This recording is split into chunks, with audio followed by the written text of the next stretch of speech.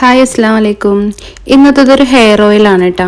നമ്മൾ ഒരുപാട് ആൾക്കാർ മുടി നരച്ചതുകൊണ്ട് ബുദ്ധിമുട്ടുന്ന ആൾക്കാരുണ്ട്. ഏജ് ആയിട്ട് നരക്കുന്നതുകൊണ്ട് ഏജ് ആവുന്നതിന് മുന്നേ നരക്കുന്നതും ആയിട്ടുള്ള ഒരുപാട് ആൾക്കാരുണ്ട് കേട്ടോ. അങ്ങനെ തന്നെ എല്ലാവരും കുറേ ഐറ്റംസ് വാങ്ങിയിട്ട് ട്രൈ ചെയ്തിട്ടുണ്ടാവും കേട്ടോ. ഈവൺ കുറേ ആൾക്കാർ ഡൈ ചെയ്തിട്ടൊക്കെ ഉണ്ടാവും. അപ്പോൾ അതിനൊക്കെ ഒരു പരിഹാരമായിട്ട് നമുക്ക് ആ വൈറ്റ് ഹെയറിനെ റിവേഴ്സ് ചെയ്ത് കൊണ്ടുവരാൻ പറ്റും ഈ ഓയിൽ കൊണ്ട്. മിക്ക വൈദ്യന്മാരും ഈ ഒരു ഹെയർ ഓയിലിനെ പറ്റി പറയുന്നുണ്ട് കേട്ടോ. അവരുടെ അടുത്ത് പോയാൽ അവർ ഈ ഒരു ഹെയർ ഓയിൽ ഉണ്ടാക്കാൻ പറയുന്നുണ്ട്. ഇതിന് മെയിനായിട്ട് വേണ്ടത് ഈ റിഡ്ജ് കോഡാണ്. റിഡ്ജ് കോഡ് മീൻസ് പീച്ചിങ്ങ എന്ന് പറയുന്നവരുണ്ട്. നമ്മൾ കണ്ണൂർ ഇത് താലോലിക്കയാണ് കേട്ടോ നമ്മൾ അങ്ങനെ പറയൽ. അതിൻ്റെ ഒരു കാൽഭാഗം നമ്മൾ വാഷ് ചെയ്തിട്ട് ചെറുതായിട്ട് കട്ട് ചെയ്തെടുക്കണം കേട്ടോ. ഇനിയിപ്പോൾ ഒരു 5-6 നെല്ലിക്ക വേണം. പച്ച നെല്ലിക്കയാണെങ്കിൽ അങ്ങനെ എടുത്താൽ മതി. എൻ്റെ അടുത്ത് ഉണക്കിയെടുത്ത നെല്ലിക്കയാണ് കേട്ടോ ഉള്ളത്. രണ്ടായാലും കുഴപ്പമൊന്നുമില്ല. അതൊരു 5-6 എടുത്ത് വെക്കുക. പിന്നെ ഉണക്കിയ ഇഞ്ചി ഉണ്ടല്ലോ, ചുക്ക്, അത് ഒരു ചെറിയൊരു പീസ് എടുക്കുക. പിന്നെ 2 ടേബിൾ സ്പൂൺ കരിഞ്ജീരകം എടുക്കുക. 1 ടേബിൾ സ്പൂൺ ഉലുവയില്ലേ, അതും കൂടി എടുക്കുക കേട്ടോ.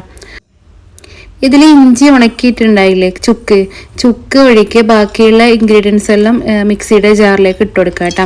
ഉണങ്ങിയ നെല്ലിക്ക, ഉലുവ, കരിഞ്ജീരകവും കൂടി ഇട്ടിട്ട് അതിൻ്റെ കൂടെ ഒരു പിടി കറിവേപ്പിലയും കൂടി ഇട്ട് കൊടുക്കുക കേട്ടോ. എന്നിട്ട് ഇതൊന്ന് അരച്ചെടുക്കുക എന്ന് മീൻസ് നമ്മൾ ഫൈനായിട്ടൊന്നും അരക്കണ്ട, ഒന്ന് ക്രഷ് ചെയ്തെടുത്താൽ മാത്രം മതി കേട്ടോ.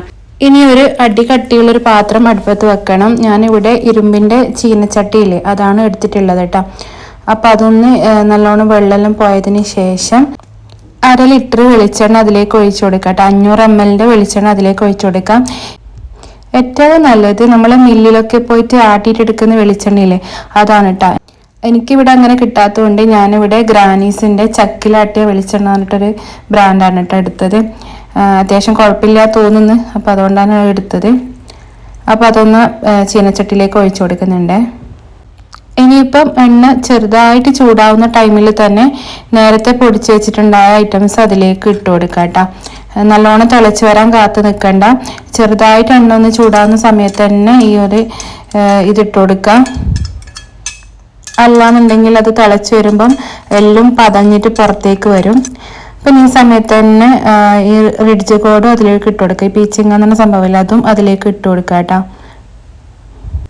പിന്നെ അതിൻ്റെ കൂടെ തന്നെ ചുക്കില്ലേ, അതും ഇട്ട് കൊടുക്കണം കേട്ടോ. അത് ഈ ഒരു പീസ് മതിയാവും. ഇനിയിപ്പോൾ ഹൈ ഫ്ലെയിമിൽ ഇട്ടിട്ട് തന്നെ നല്ലോണം അതൊന്ന് തിളപ്പിച്ചെടുക്കണം കേട്ടോ.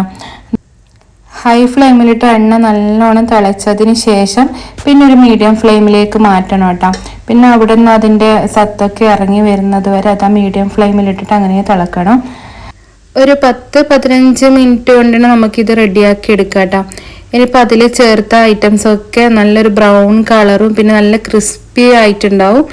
ആ ഒരു ടൈമിൽ അതിൻ്റെ ഫ്ലെയിം ഒന്ന് ഓഫ് ചെയ്ത് കൊടുക്കുക കേട്ടോ. ഒരിക്കലും ഹൈ ഫ്ലെയിമിൽ ഇട്ട് വെച്ച് അത് കരിഞ്ഞു പോകാൻ പാടില്ല കേട്ടോ. നമ്മൾ ലോ ഫ്ലെയിമിൽ വെച്ചിട്ട് ഒരു മീഡിയം ഫ്ലെയിമിൽ വെച്ചിട്ട് അതൊരു ക്രിസ്പി ആകുന്ന ഒരു ബ്രൗൺ കളറിൽ ക്രിസ്പി ആകുന്നത് വരെ വെക്കുക. അപ്പോൾ അതിൻ്റെ സത്തൊക്കെ ഈ വെളിച്ചെണ്ണയിലോട്ട് ഇറങ്ങിക്കൊള്ളൂ കേട്ടോ. എന്നിട്ട് ഫ്ലെയിം ഒന്ന് ഓഫ് ആയതിന് ശേഷം നമുക്ക് ഈ എണ്ണ ഒന്ന് തണുക്കാനായിട്ട് വെക്കണം. ഇനിയിപ്പോൾ ഇതാ ഒരു മണിക്കൂറിന് ശേഷം എൻ്റെ എണ്ണ നല്ലോണം തണുത്തിട്ടുണ്ട് കേട്ടോ. ഇനിയിപ്പോൾ ഇതെല്ലാം ഒന്ന് അരിച്ചിട്ട് വേറൊരു ബോട്ടിലേക്ക് മാറ്റണം. ഇങ്ങനെ തന്നെ ഉപയോഗിക്കാൻ പറ്റില്ലല്ലോ, അപ്പോൾ നമുക്കിതൊന്ന് അരിച്ചെടുക്കണം.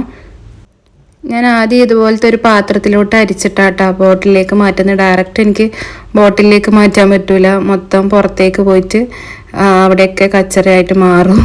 അതിലും എളുപ്പ വഴിയാണ് ഇതുപോലുള്ളൊരു പാത്രത്തിലേക്ക് അരിച്ചെടുക്കുക. എന്നിട്ട് അതിന് ബോട്ടിലേക്ക് മാറ്റാം കേട്ടോ. ഈ ഒരു ഓയിൽ ഉണ്ടല്ലോ മുടി നരച്ചവർക്ക് മാത്രമല്ല കേട്ടോ. നമുക്ക് ഏകദേശം ഒരു 30 വയസ്സ് കഴിഞ്ഞാൽ തന്നെ പല ആൾക്കാർക്കും മുടി നരക്കലുണ്ടല്ലോ.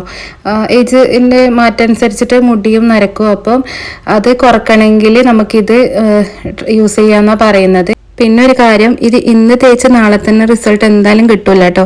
1 മാസം കണ്ടിന്യൂസ് ആയിട്ട് തേക്കണം. പിന്നെ മൈൽഡ് ഷാമ്പു ഉപയോഗിച്ചിട്ട് മാത്രമേ കഴുകിക്കളയാൻ പാടുള്ളൂ. ഇതെൻ്റെ ഫ്രണ്ടിന് ഒരു വൈദ്യം പറഞ്ഞു കൊടുത്ത ടിപ്സാണ് കേട്ടോ. ഇത് വെളിച്ചെണ്ണ നമ്മൾ ഡെയിലി യൂസ് ചെയ്യുന്ന ഐറ്റംസും ഒക്കെ ആയതുകൊണ്ട് വേറെ സൈഡ് എഫക്റ്റ് ഒന്നും വരാനില്ല കേട്ടോ. അപ്പം എല്ലാവരും ഒന്ന് ട്രൈ ചെയ്ത് നോക്കുക. വീഡിയോ ഇഷ്ടപ്പെട്ടിട്ടുണ്ടെങ്കിൽ എൻ്റെ ചാനൽ ഒന്ന് സബ്സ്ക്രൈബ് ചെയ്യാൻ മറക്കല്ല കേട്ടോ. അപ്പം ഇൻഷാല്ലാ ടേക്ക് കെയർ.